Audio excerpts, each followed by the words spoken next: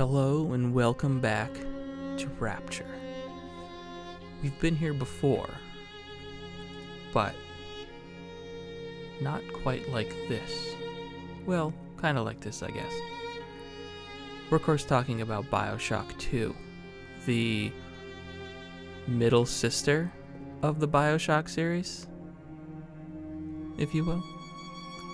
So BioShock 2 came out not too long after the original BioShock, and the original BioShock is kind of an influential game last generation. It had a lot of elements in it that are kind of staples of, first-person shooters that have some RPG mechanics in them. Nowadays, back then, it was kind of like a little bit more novel to have that kind of RPG system put into a primarily first-person kind of game. And it also had a really great story, that really great setting with Rapture. And BioShock 2 went back to that in a lot of ways. BioShock Infinite obviously went in a slightly different direction, going to a different city and everything like that. But in BioShock 2, you play as a Big Daddy, a very special Big Daddy, Subject Delta, which during the opening scene, you are commanded by Sophia Lamb to shoot yourself, basically. It's on the eve of the the big New Year's Eve kind of event in Rapture where everything went spiraling out of control. And where this game actually picks up primarily is after you as the character from the first game have come in, done your deeds, and left. Whichever, it doesn't really pick necessarily an ending from that game. It's more like you're seeing the aftermath, the power vacuum that you've left after you've taken out Fontaine and taken out Andrew Ryan. So there's really no one there to pick up the mantle and try to control what little you can control in Rapture now. But for the most part, your villain here is Sophia Lamb, and she's kind of, she obviously thinks you're dead, but you've come back to life in a Vita chamber, and she is obviously a little concerned, not really understanding how that could possibly be because it's been so long and why you're back. But you're on the search for Eleanor, your specific little sister, and the game focuses a lot on the little sisters, like their origins, the fact that most of the little sisters were actually the daughters of the the artists and scientists and engineers that Andrew Ryan brought down into Rapture, and of course through experiments with Adam were transformed into Adam addicted creatures, basically. So it goes through and it explores that aspect, that specific aspect of Rapture, the origin of the little sisters, and the attempts to rescue them, like to turn them back into regular little girls. And just like the original game, you have the choice when you kill a Big Daddy to harvest or rescue a little sister. So there's still that moral dilemma, but there's also another layer piled onto this where you can use, as a Big Daddy now, you can use the little sisters to harvest Adam from other fallen enemies, and that kind of manifests itself as a kind of wave-based combat scenario where you have to protect the little sister while waves of increasingly difficult enemies come at you and you have to kill them. There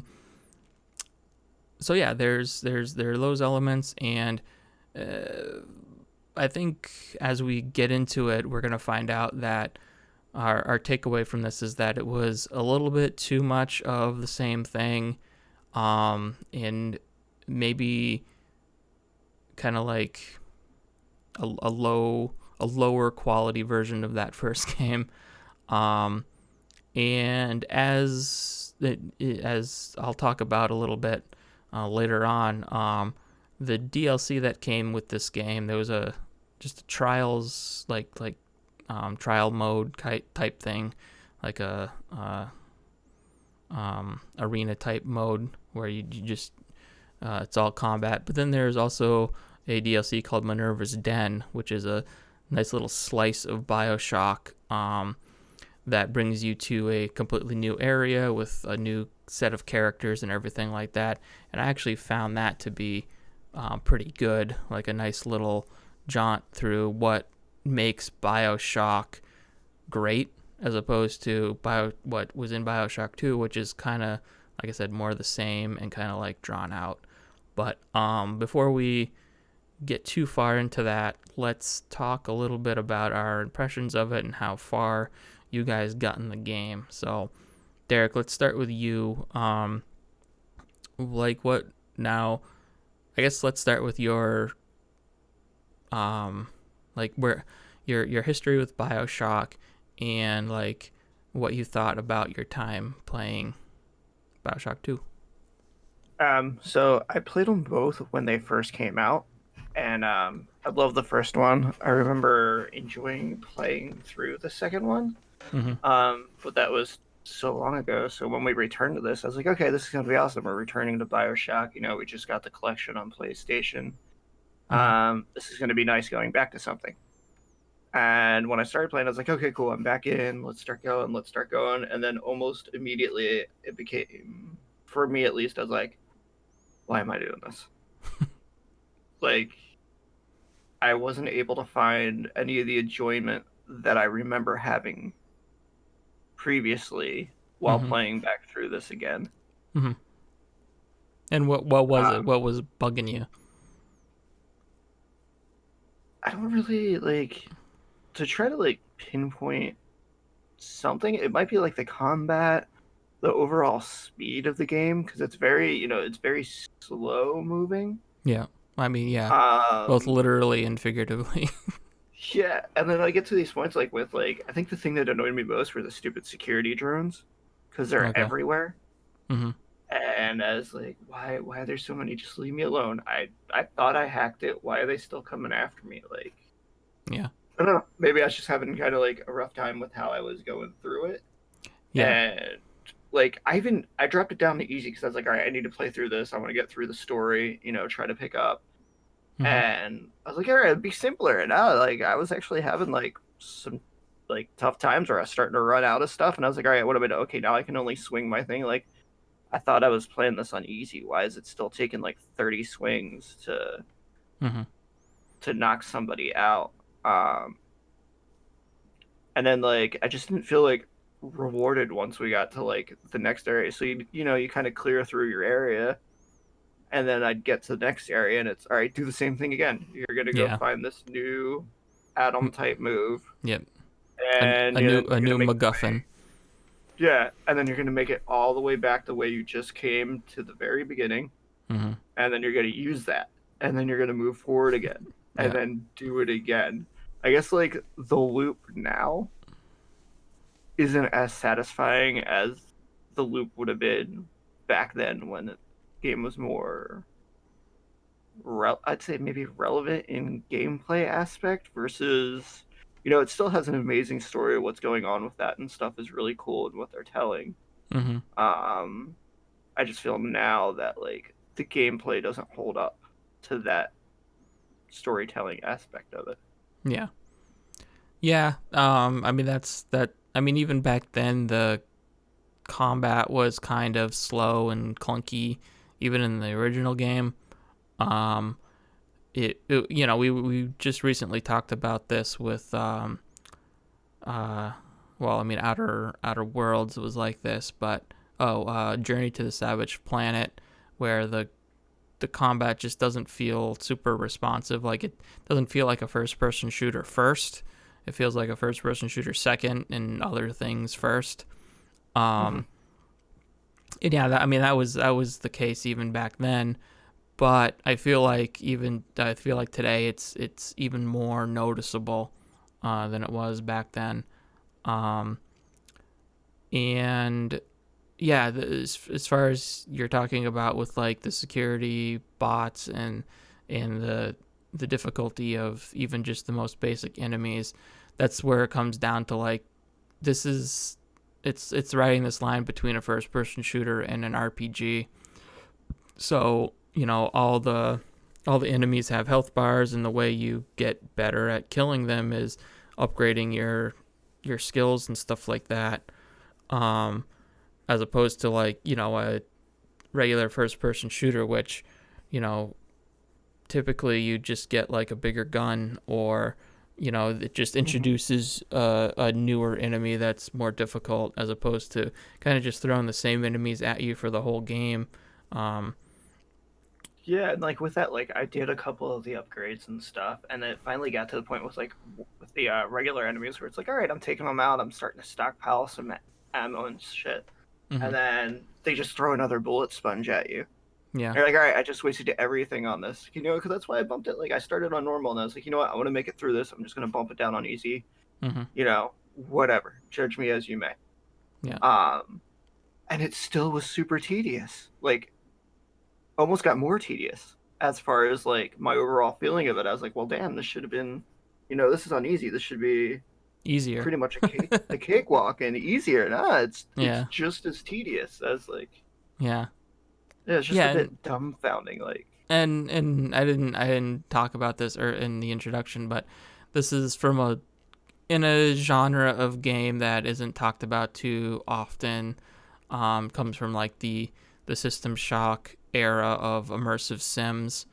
And even with the first BioShock, the level of, immersive simness is not too high, but they have a lot of aspects of those kinds of games where you have the hacking and the different ways that you can interact with the environment. Like, you can shoot electricity at water, and that'll kill certain enemies instantly, as opposed to just shooting them directly.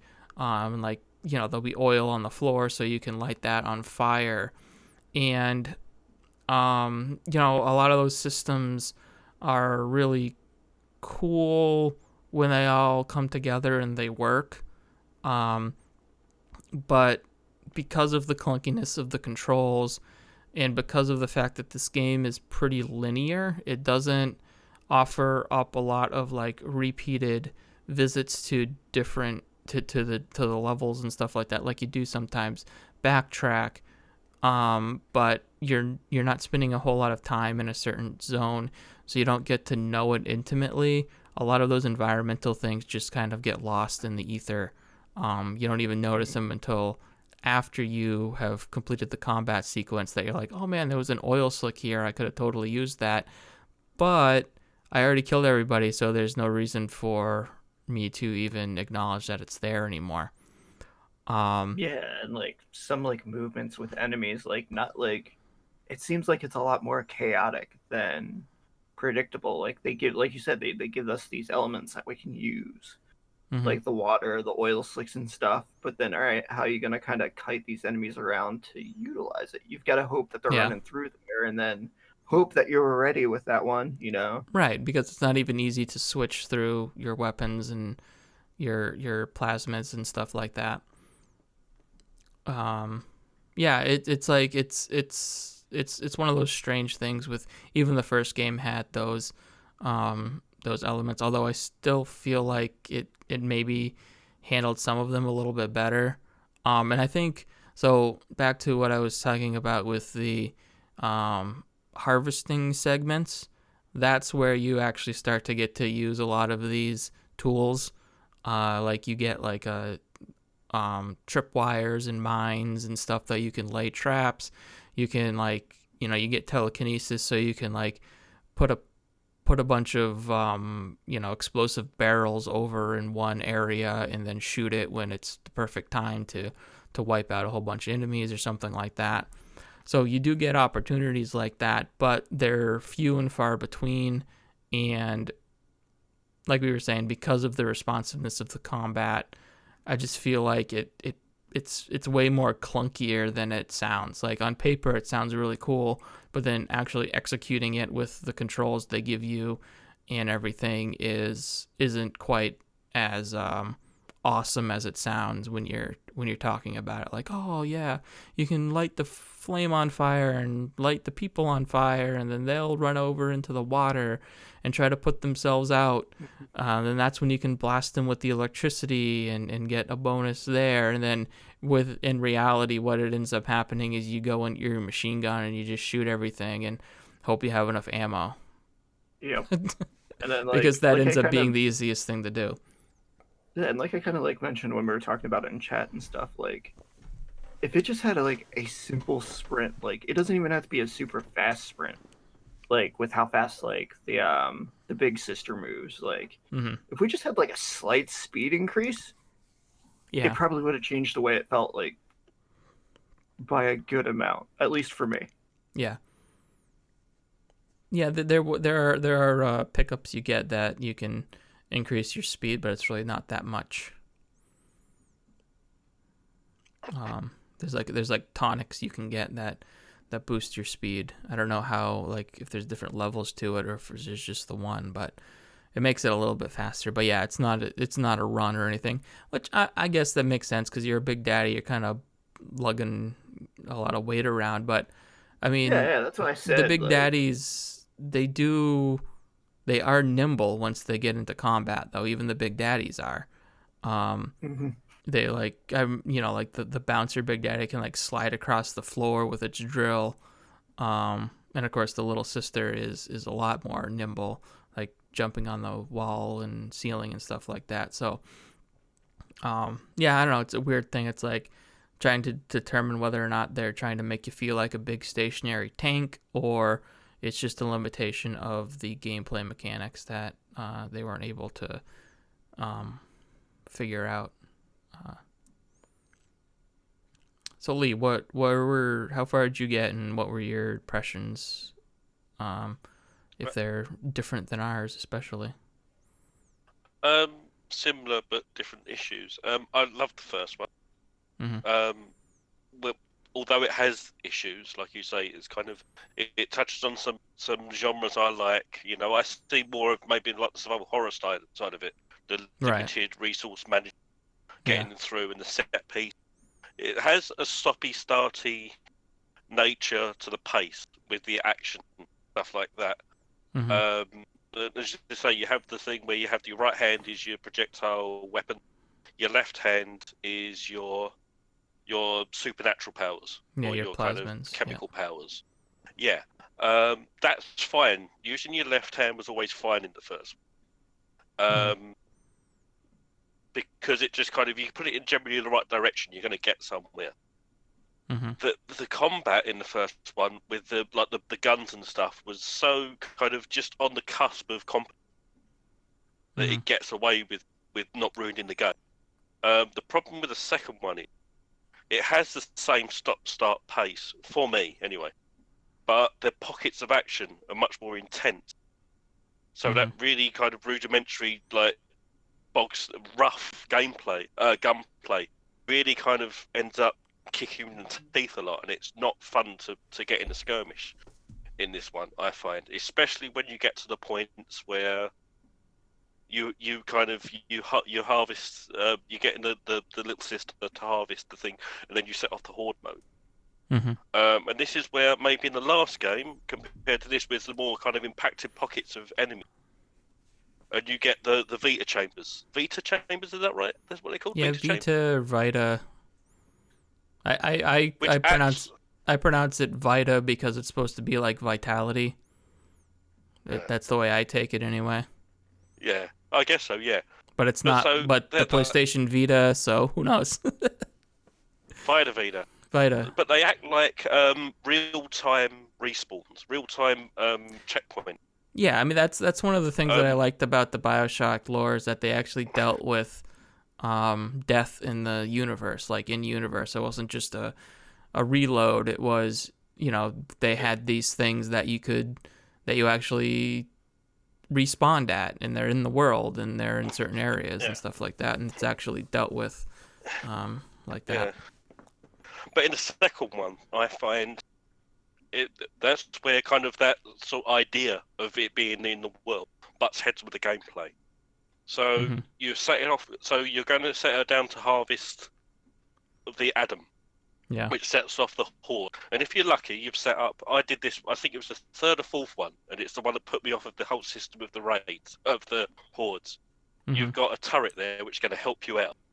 Yeah. And you the first time you don't realise, because it's like a little tight corridor, and somebody turns the alarm on. Everybody comes and kills you.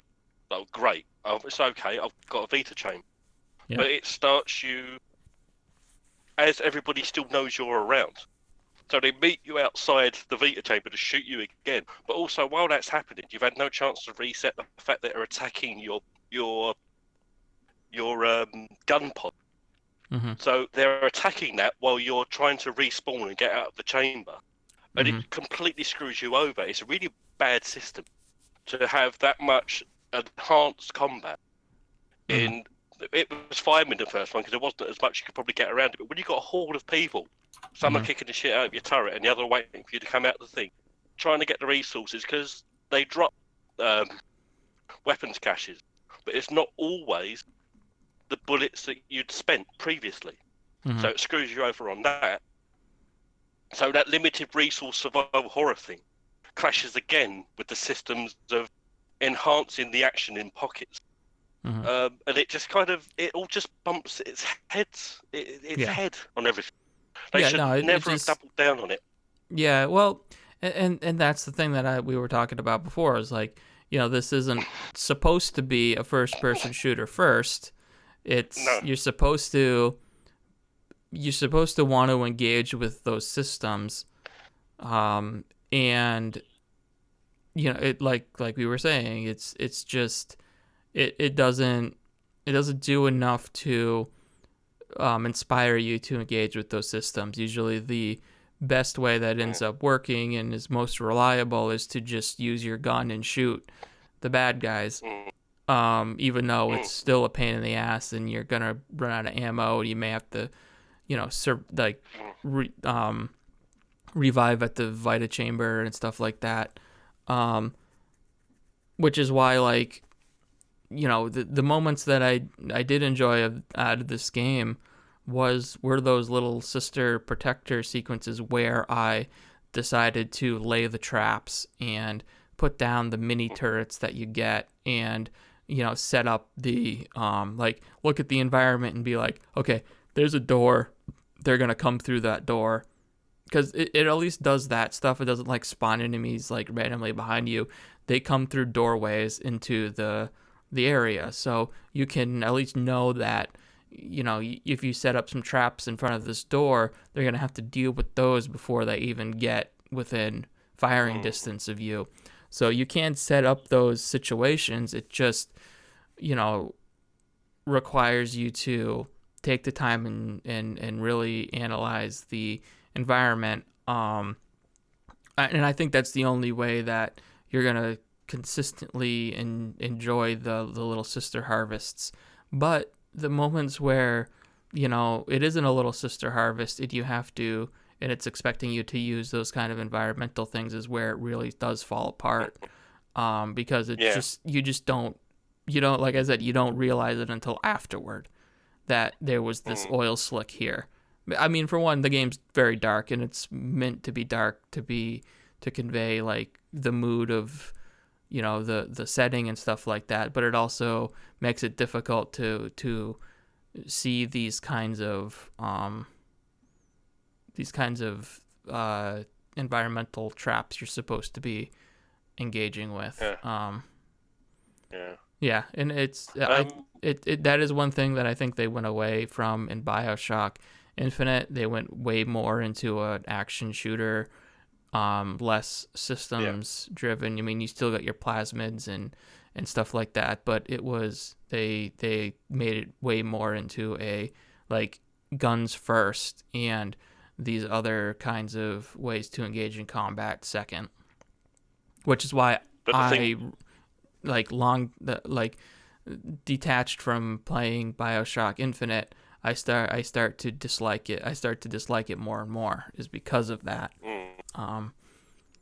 Well, see, I didn't mind Infinite because what it did, yes, it did double down on the gameplay, but it also refined the gunplay. But it refined the gunplay. Mm-hmm. It's a lot more enjoyable to shoot things in that. So it doesn't become the chore that it is in 2. It is a chore somewhat in 1, but although I said that pace is kind of spotty when something happens, when something's not happening. It's very deliberate in the first one. It's very well paced in its weird pacing. Mm-hmm. It knows when to drop the quiet parts, when to drop the second one doesn't. The second one is got no concept. It's people that have had the assets and kind of the idea of how to build it going off the first one, but they haven't understood what made the first one work. Yeah. So it's kind of the spots are all over the place of action, and when there's a cluster of people, when there's not a cluster of people, who's going to screw you over this time. But in the third one, yes, there is more double down on the action, but I do think that because they did refine the gunplay, it's not the sticking point for me personally. I mean, we're probably going to do the third one anyway at some point, aren't we? Yeah, I think we probably will. Yeah. It's not the brick wall that it is in the third one. No. In the second one. Yeah. So I don't hate it. I never really hated it. It's like, well, at least they made a move there was no move to refine the gunplay in this. That was obviously the biggest problem with the first one. The fact that it didn't bother to touch it at all in the second is a problem, I think.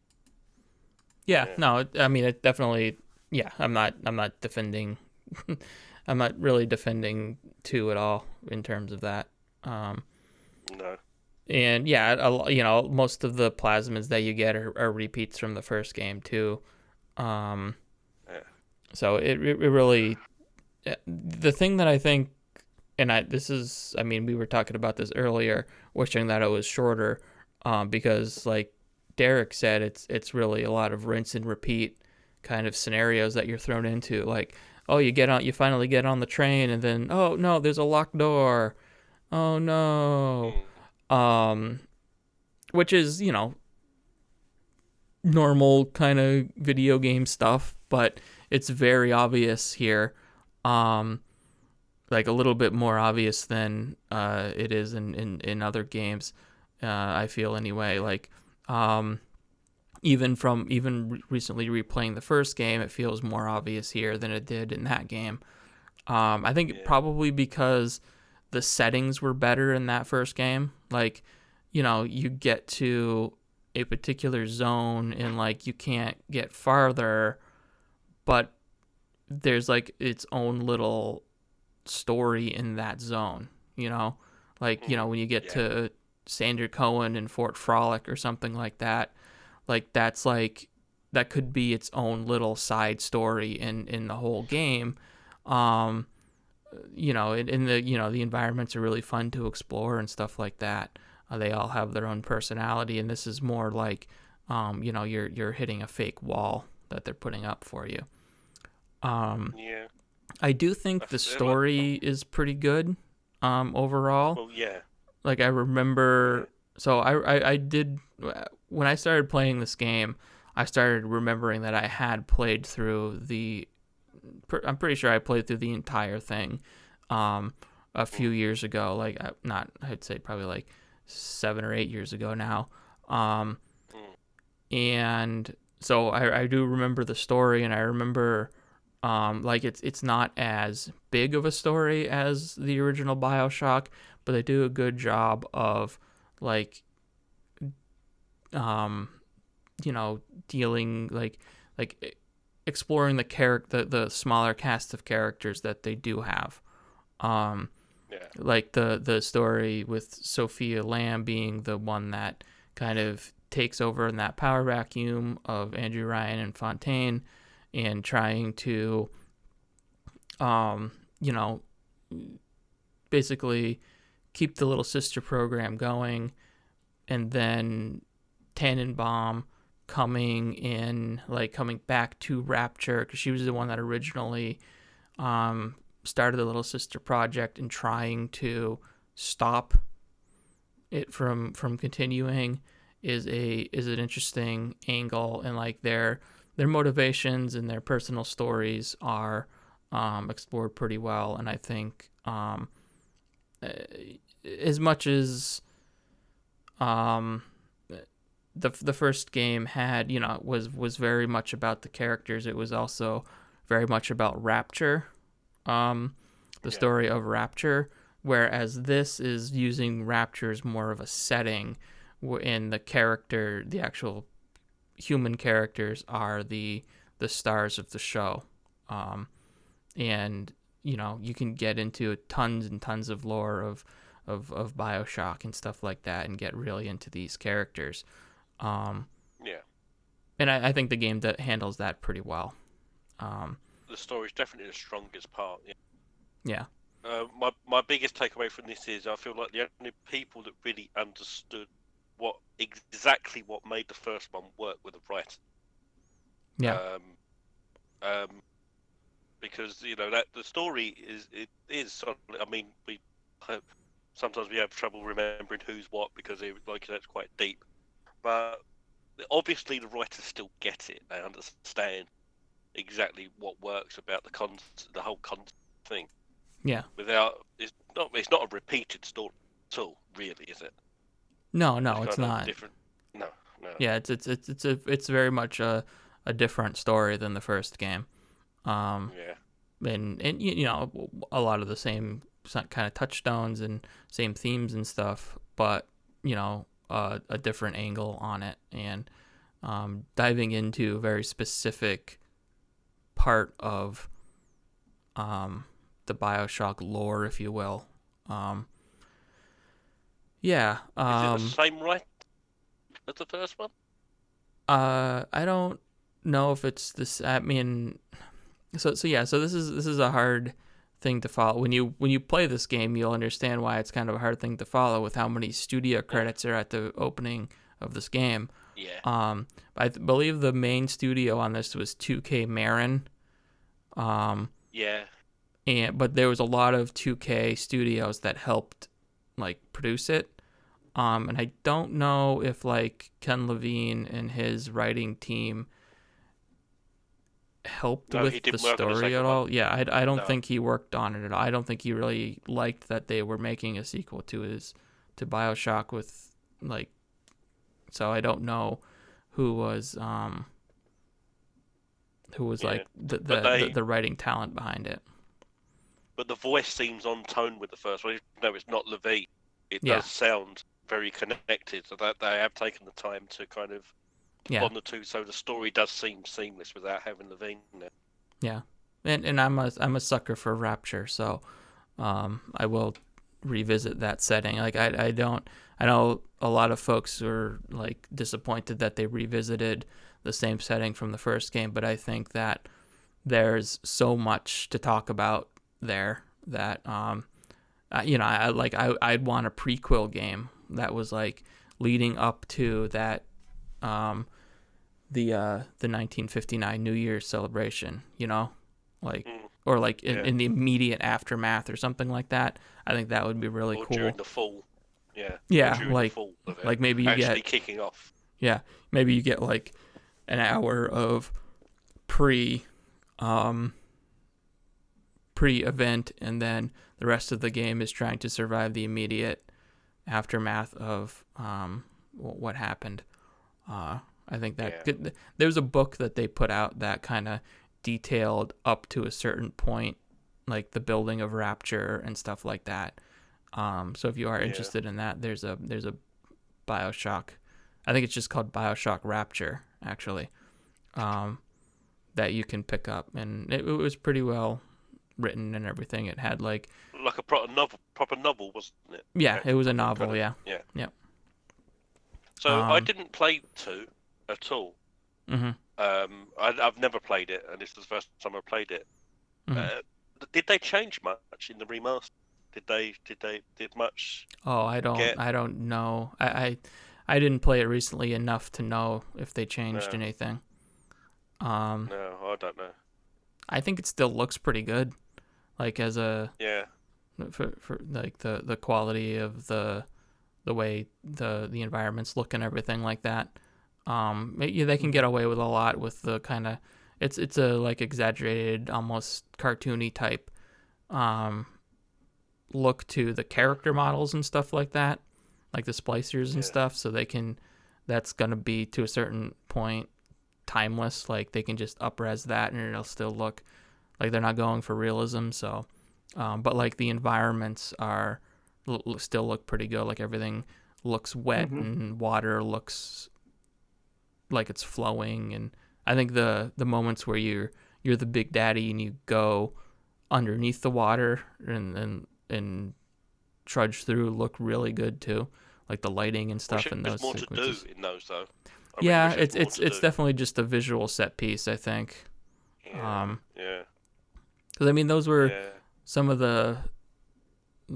my favorite parts of the first game is where you actually got a window out and to see what's out there, like seeing the sea life living amongst these like skyscrapers under the water and stuff like that. And I was glad when I found out that you could take off the helmet HUD. That drove me crazy. That helmet HUD. The like vignette of the helmet circle. The overlay. Yeah. I didn't even know you could do that. Really? Yeah, there's an option in there. That was coming off. Yeah. I hated that. I didn't have a problem with restrictive. It. Yeah, I don't know. I didn't have a problem with it. Claustrophobic. Yeah. So yeah, the base game here is kind of disappointing, overall, especially in comparison to that first game. But there is a little piece of DLC that came with BioShock 2, and it comes in the package when you buy the BioShock collection, called Minerva's Den. And this is actually a really nice, really well-told slice of BioShock that I decided after I didn't really feel like playing any more of the base game, I decided just to jump into this because I had heard some good things about it, so I wanted to check it out. I had never done that before. And basically the setup is you play a different special Big Daddy. Sigma is your designation in this. And you actually go into Rapture's central processing area where they have control over all of the automation processes in Rapture itself. So it's like a kind of like a computer mainframe kind of thing. And and this is like 1920s or something like that when these computers were built. So it's like really old tech, like super like computers, but steampunk computers basically. And it follows this story of these two new characters. One's a good scientist and the other's the bad scientist, which is pretty predictable. Like one's gone crazy and the other's trying to help you stop the guy that's gone crazy. But there's this whole story about they created this basically what I think I haven't finished it completely yet, but what is probably going to end up being like a very, very rudimentary artificial intelligence. And that's supposed to be like what controls Rapture, like all of the automation systems in Rapture. But what's really cool about this is like how tight everything is. Like instead of this big 12-hour, campaign, you're playing this 4-hour like slice of BioShock that you can tell that the team that made it spent a lot of time like really combing over all of these areas because the scope was so small, so they could like make each room memorable, make each room feel like it has a personality, and it works pretty well. You can absolutely tell a difference between the level design in this DLC versus the the original game. It just feels like there's more thought went into all the encounters and everything like that. It still has the problem where, like after the fight, I realized, oh, there's an oil slick on the ground and stuff like that. But that just seems to be a problem with the series overall. And they introduce you to weapons very quickly. Like within the first hour, you've got like 3 weapons. And they kick it off with, I don't think it's like a Lancer laser gun. I don't think it's in the base game.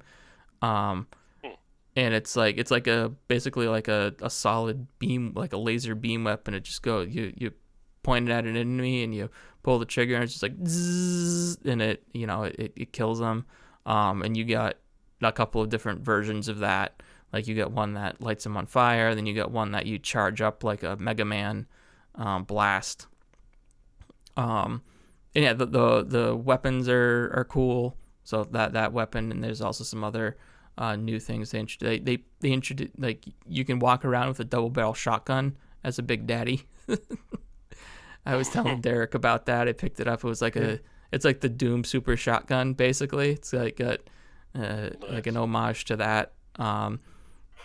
So yeah, because of the way the environments are built and more care went into them, those moments where you're harvesting with the little sisters are fun to set up the traps, set up the turrets, and if you do it well, you don't really you have to do very little shooting yourself until the very end when the big brute comes and you have to kill them. They're a little bit tougher, but yeah, they make good use of like the spider splicers that crawl on the ceiling and stuff like that, which are super super creepy. Yeah, I just fired that up last night before we were gonna do this because I wanted to check it out, and I was like really surprised how like immediately it just pulled me in and was like, wow, this is pretty good. It's like just about as I would say on par with like the first game, in terms of like what it's doing with the level design and the storytelling and stuff like that. So if you have the collection and you're kind of bummed out with the base game of BioShock 2, you can check out that Minerva's Den for a little bit extra BioShock. That isn't Infinite, that isn't, a completely different setting and stuff like that. Yeah. So that's highly recommend that. And it's I looked on how long to beat, and it's only like a 4-hour chunk of game. So you can experience. Yeah, it's like a for most people, one sitting kind of run through it. Yeah, and I think it's worth checking out. Yeah, I guess that's gonna do BioShock 2. We kind of did it rotten here, but I mean that's kind of that's what happens sometimes. Is there anything else anybody wants to add before we wrap it up? No, not really. I mean, it's not an awful game, but when you have the standard of BioShock, it's kind of you better bring your A game. This is probably a low B game. But I don't know. I'd probably give it a C. Yeah, I was trying to be generous. Yeah, probably a C. Yeah. Yeah. Maybe a C plus. But hey, it's cool. Yeah. I'd still rather play this than Left Alive. Well, I mean, what are we doing Ryan. here? That one's for you. What are we talking about here? Now you're just fishing for a compliment. Yeah, I know. BioShock 2, it's better than Left Alive. Derek. You heard it here first. Yep. Not as good as Close to the Sun. Yeah. I recommend that actually if you like the vibe of a BioShock. It's Close to the Sun. Oh yeah. It's more of an adventure style game. Yeah, we talked about that on an earlier one, didn't we? Yeah, we did Yeah. very briefly. It's kind of a quick 5 minute, but that also has a good world building, but doesn't maybe get bogged down by the gunplay. Mm-hmm. So yeah, it's worth a look. All right. Cool. Yeah. Yeah. So that's gonna wrap up our replay for BioShock 2. We're gonna be getting into some games here, so we're not gonna do another replay now for a little while. But when we do, maybe we'll do BioShock Infinite, or maybe we'll find a different game. Who knows? In the meantime, we're gonna take the bathysphere up to the surface, and yeah, we'll see you next time. Later. Toodle bit. Thank you for joining us on this very special episode of Voxel Viewpoint. If you'd like to hear or see more, please consider subscribing to us on your favorite podcast app, subscribing to us on YouTube, or visiting voxelvoice.com, where all of our great content comes together in one place. Also check out the Voxel Voice Facebook group, where you can join in on the discussion with a great, like-minded community.